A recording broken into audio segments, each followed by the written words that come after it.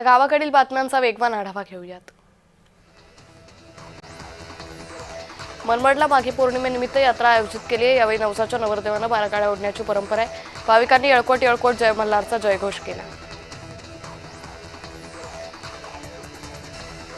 येवल्यात नगरसूलला खंडेराव महाराज यात्रेनिमित्त बारागाड्या ओढण्यात आल्या। माघी पौर्णिमेनिमित्त येळकोट येळकोट जय मल्हारचा गजर करत बारागाड्या ओढण्याची प्रथा आहे। याची ड्रोन दृश्य बाळासाहेब लगड यांनी टिपली।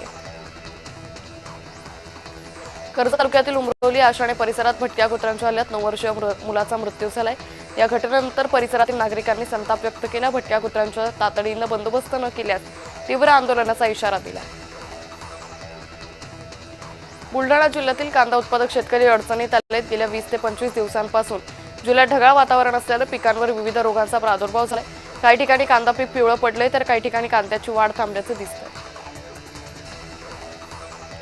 कोल्हापुरातील कलानिकेतन महाविद्यालयातील शिक्षक योगेश मोरे यांनी उपमुख्यमंत्री अजित पवारांना अनोख्या पद्धतीने श्रद्धांजली वाहिली। आपल्या कलेचा आविष्कार दाखवत हाताच्या घड्याळावर अजितदादांचं उत्कृष्ट चित्र काढलं। भिवंडीच्या टेंभोली ग्रामपंचायत हद्दीत खदानीच्या स्फोटामुळे घराची सिलिंग कोसळल्याची घटना घडली। सुदैवाने यात कोणतीही जीवितहानी झाली नाही।